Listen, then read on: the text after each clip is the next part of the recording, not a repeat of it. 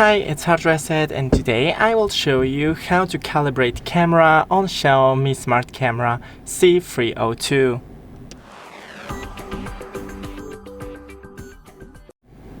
First, on your Xiaomi Home app, go into these three dots in the top right corner, then Camera Settings. Now click Camera Calibration.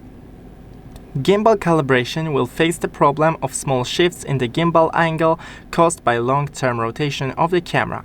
After confirmation, the camera will rotate 360 degrees for gimbal calibration and automatically return to the default initial position.